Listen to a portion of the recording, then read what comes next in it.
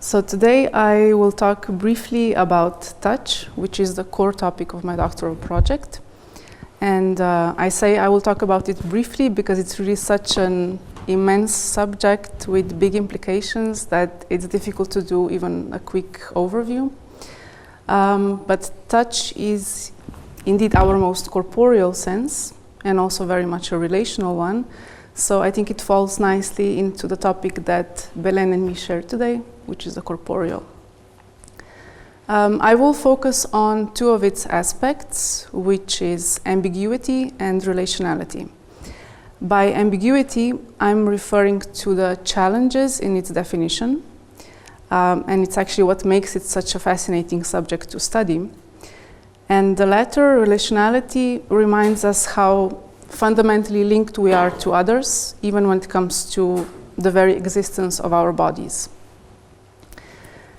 So over the last couple of years, due to the pandemic and the related restrictions, touch has become, let's say, kind of a hot topic.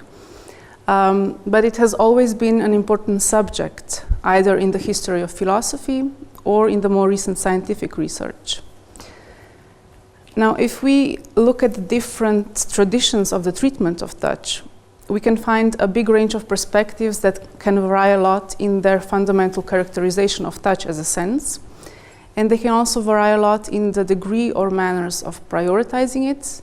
And they can place very contrasting emphasis on different aspects of its dimension. Either its biological dubiousness, its epistemological relevance, its technical or technological value, or even being a sort of prerequisite to talk about sociality. Despite the differences in these perspectives, most of these individual fields of inquiry, either different schools within philosophy or different schools within cognitive or medical or social sciences, nevertheless acknowledge indispensability of touch for our existence, either for our bodily functioning or for the perceptual access to the world. A world which of course includes also, and very importantly, other people. So touch is important, either when we talk about our own bodily self-awareness, which is the awareness of the very existence of our bodies, and therefore us, or the perception of the space around us, and therefore having the kind of world that we have. And of course, it's important also for interaction and communication with others. But despite this very present, almost obvious, vital role of touch for the many aspects of our existence, it has always been kind of surrounded by ambiguities. Starting perhaps with the very first one, the basic question, what is sense of touch? What exactly is touch? And what do we mean when we say touch? Is touch a contact between surfaces? And does this so-called direct contact need to occur? Or can we feel things merely in proximity? And would that still count as touch? Then, with what part of our bodies do we feel touch? Is it just the skin? How about the interior of our bodies? Or even just the mouth, the tongue, even the eyes? Let's say, otherwise it's a visual organ, but if we touch our eyeballs, we do in fact feel it. Then in terms of stimuli and the sensations, which are the ones that pertain to touch specifically? We can feel wet, hot, cold, rough, smooth. We can feel movement, either something moving across our skin, which is a case of passive touch, or us moving across the surface, which is a case of active or explorative touch. Then how about pain? Pain, or itching, or tickles. So similar questions were raised already by Aristotle in his study of human perception in De Anima, on the soul. And I'm referring to him because he is partially the responsible one for our current, or more or less traditional conception of senses as being 5.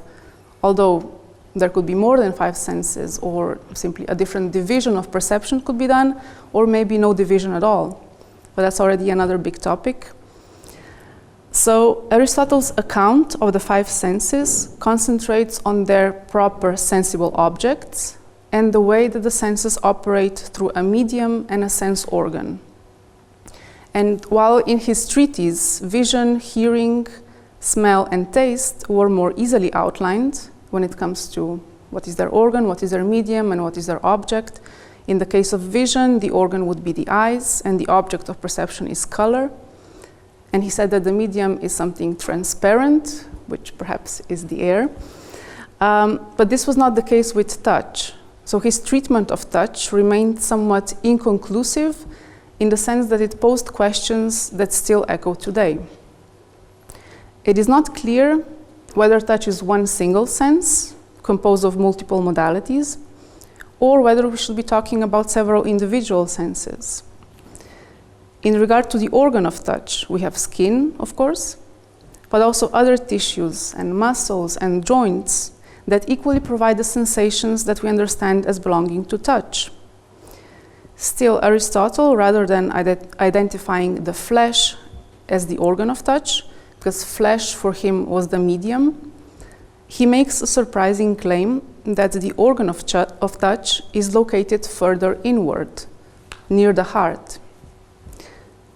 Regarding the object of touch perception, what we usually consider as the unitary sense of touch actually consists of a number of different sensory receptors that respond to pressure, pain, temperature, and movement. And from all this plurality comes a very diverse terminology too. We can talk of tactile and haptic perception. There is cutaneous perception, which is the one that pertains specifically to skin. There is kinesthesia, which is the perception of movement. There is vestibular sense, which is the perception of balance. There is proprioception, which is the perception of the position of the body. And then in medical literature, touch would fall under the somatic senses. Or when we talk about perception of our internal states, this is called broadly interoception.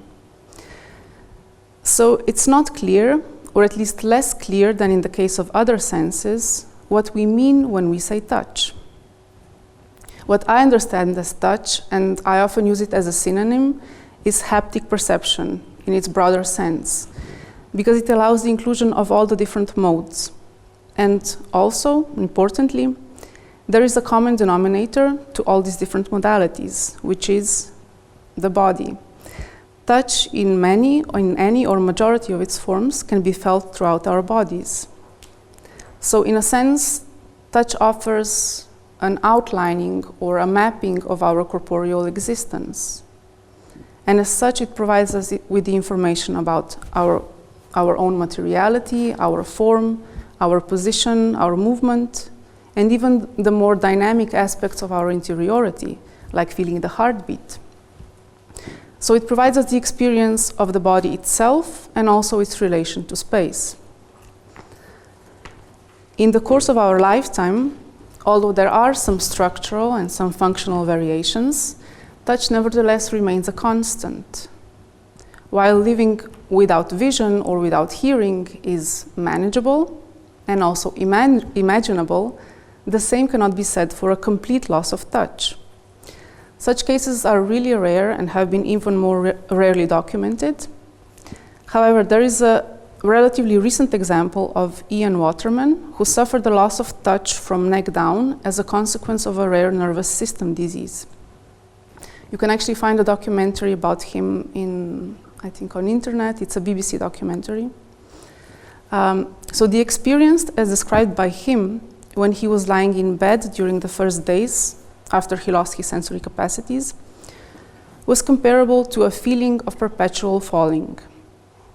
He couldn't feel the bed on which he was lying, and then especially at night in the dark, when he had no visual reference to what surrounds him or where his body is, this was particularly terrifying. He had no or very diminished perceptual reference either to himself or to the exterior. So without touch, in significant part, the body is lost and also the space is lost.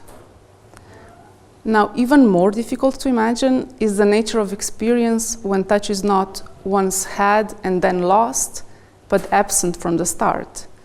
try to imagine never having the experience of touch in any of the parts of your body.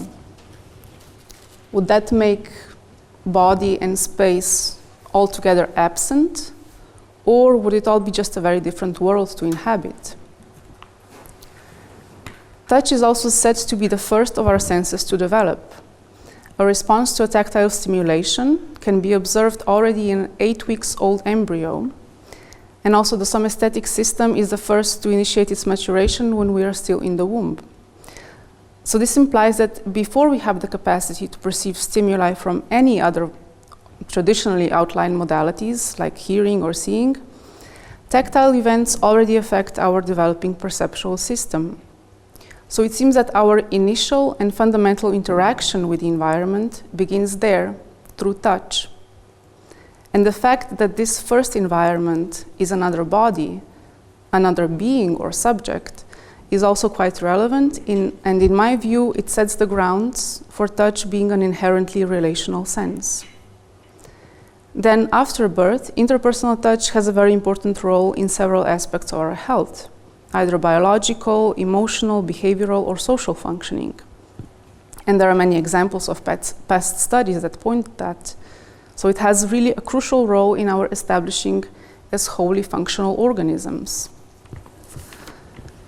But it is not only our biological body that needs touch for its functioning. Interpersonal touch, in part, allows us to develop a self that is distinctive from others. So if we consider the case of babies, of newborns, after birth, an infant doesn't have yet a developed sense of self. So a notion of being an entity separate from the world, and also the notion of the existence of other entities, of other subjects. This is something that is constructed gradually. And this process, which is of course not yet linguistic, is strongly sensorial, corporeal, and also interpersonal, because the infant's existence, either their needs or their movement, or majority of stimuli, depends on another person's care or just presence. This care, these proximal interactions and routines like feeding, washing, skin-to-skin sleeping, calming down, entertaining, typically include contact of two bodies. Of course, these embodied interactions are multimodal, meaning they don't rely exclusively on touch. But touch does, however, represent a sensory channel that is more present and that corresponds to the surface of the entire body, allowing for a fuller and persistent corporeal experience.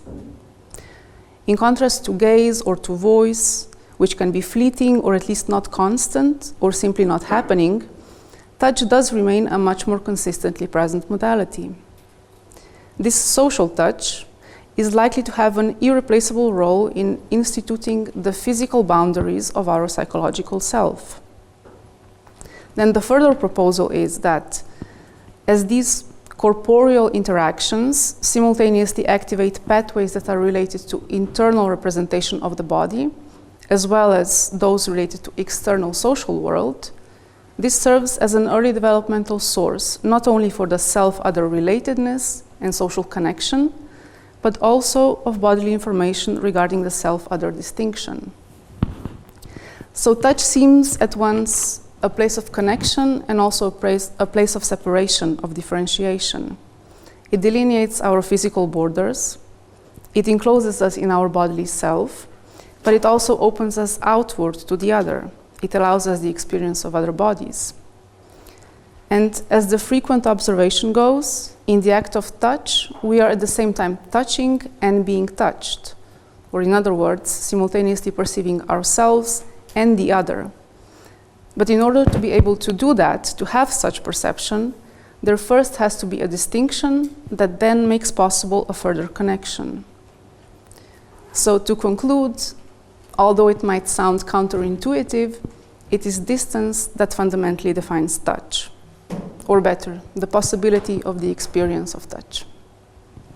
Thank you.